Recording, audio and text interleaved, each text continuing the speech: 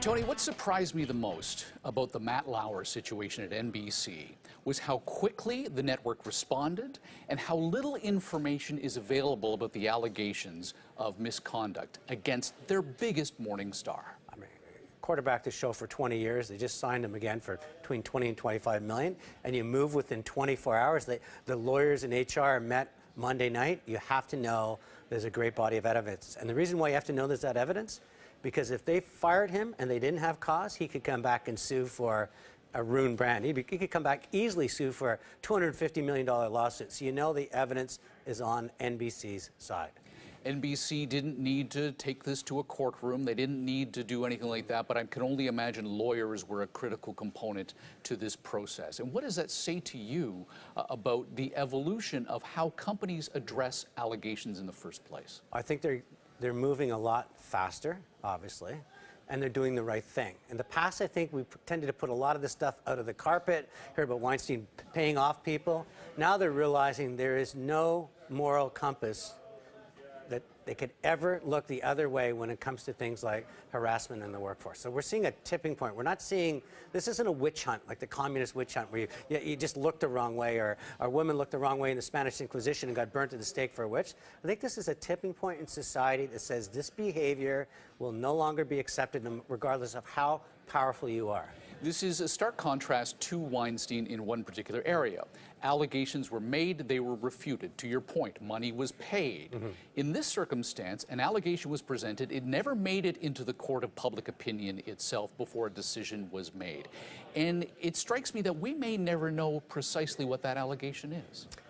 It's hard to say. We don't know what the next step is. We know NBC certainly put their step down. You're gone, out immediately. There's a lot of rumors hanging around. That means journalists are going to get very excited. There'll be there's an itch to be scratched. Have they settled to the point where if we fire him, we do this, we do that, this goes away? Or will this surface? What I need to know, and what you need to know, Michael, who else knew what was going on in NBC? Because they also hinted that this might not be an isolated incident. With that said, there have been a variety of responses to these allegations by different people who have been accused.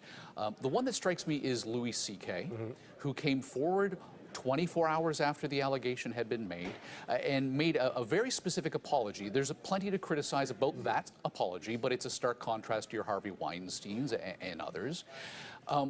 What does Matt Lauer have to do now? He has to go right in front. He has to learn humility. He has to say he was wrong. He has to come out clean on his entire body, because if there's more than this, the onion will be peeled back. We know that in this world of social media and journalistic media.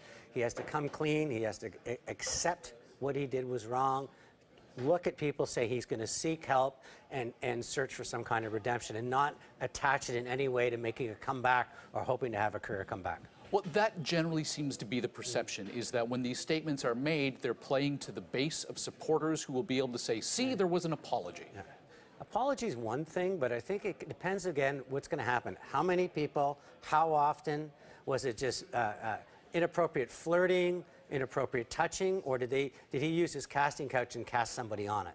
And that's what's going to come out. So first of all, what is the allegations? Two, how does he admit it and look people in the eye? Do we buy in that he's sincere, that he made the wrong mistake? You're trying to rebuild your brand. When you've broken your promise, your covenant to the public, and this guy was Mr. America. I mean, he's the person you woke up to. He's actually interviewed people who have been accused of it. So he's looked like he's on our side. Suddenly he's broken this promise. You have to go and try to dig your way out one step at a time, and never think about, is this to redeem my career, but just simply to do the right thing for the victims and the public that trusted you.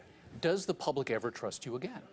You can. I mean, we certainly have seen comebacks. America loves the sense of the celebrity going to the top, crashing, and finding their way back. And we somehow always forgive Charlie Sheen, but we really never forgive Tiger Woods. So it really depends on who you are, your personality, and more importantly, is there a sense of remorse and honesty that goes with it?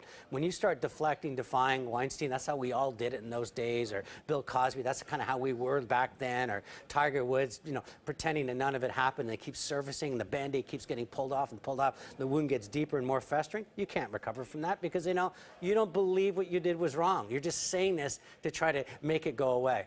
I think he's got to learn from the books of the people that look you in the eye and say, I was wrong, I did the wrong things, challenge doing that, obviously, is you set yourself up for civil action. You bring up an interesting point about the moral compass of NBC and its reaction. Yeah, I mean, the beauty about NBC is they did the right thing. Now they've got to move on. And the one thing that's who's going to fill this position? I wouldn't rush it. I wouldn't make it look like it's an easy decision. I'd make the fact that they did the right thing, and down the road create a horse race, bring people back into it to sort of say we're going to be a completely new brand going forward. Thank you, Tony. Thank you.